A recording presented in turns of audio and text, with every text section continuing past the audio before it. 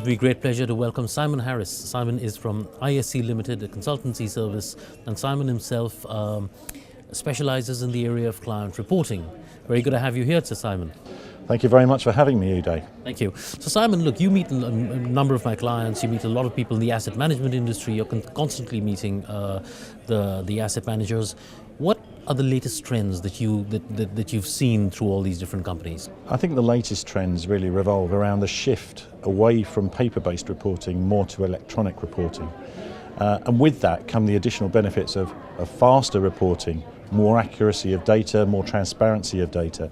So there's a lot of things that electronic reporting and electronic communications allow you to do which weren't possible via paper. Right. So it's opened up the whole paradigm of extra opportunities for an asset manager to communicate cleverly and intelligently with their client base.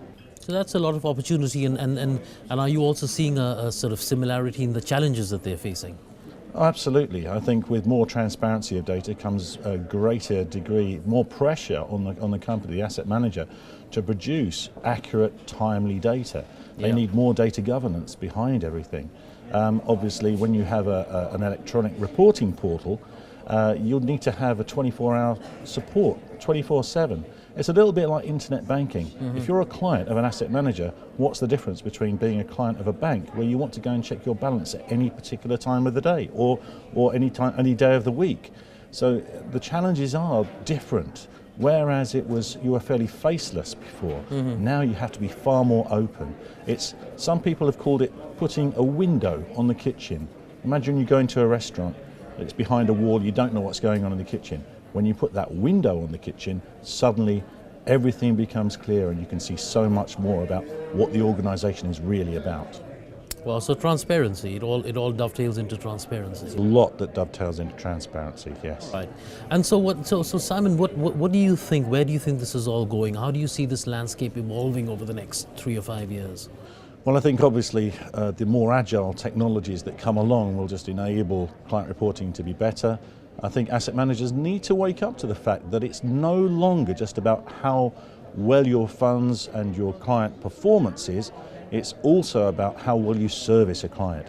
And so the differentiator between admin and, I suppose, good performance, good investment performance and good risk management, that window is that gap is getting smaller because admin is making more of a difference. And increasingly you'll find that client reporting and client communications is actually, if you're doing it really well, it's very difficult for a client to leave, so it becomes a fantastic retention tool.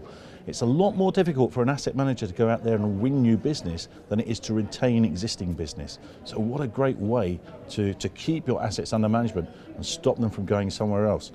If your performance is really, really bad, good admin could still save your skin. Really? But if your performance is bad and your admin is bad, then I'm afraid you haven't got a chance. That's a quadrant you don't want to be in. That's right. So what you're saying is all things remaining equal in performance, service makes the difference, and that's what they expect, and that can actually help in retention. Absolutely. Is there any other closing thoughts that you have, anything else that you've observed that you'd like to share? The only thing I would like to say is really that 5-10 years ago we came from an environment where to differentiate yourself in terms of client reporting, individual asset managers were building their own solutions. Mm-hmm. That's very much in the minority now. These days there are very, very good vendor systems out there. Yes. And if you are contemplating a build, I would strongly urge any asset manager to go and look at what is out there and what is available first. Otherwise you could end up spending a lot of time and spending a lot of effort doing something that's already been done.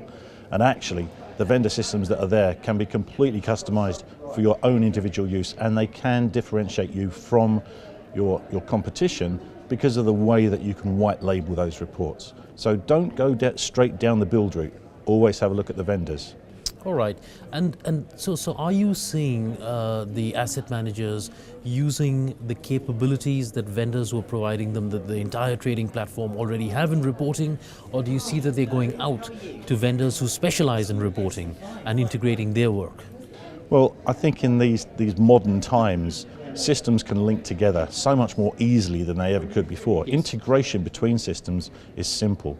So what I would think is that whilst there is a place for the front to back solution, equally there is no harm in componentizing each functional aspect of your technology solution across the asset management firm.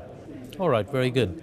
Look, that was really useful. In fact, I think we have a conversation to be had with both sides, the asset managers as well as the vendors. Simon, thank you very much. What are you presenting on today?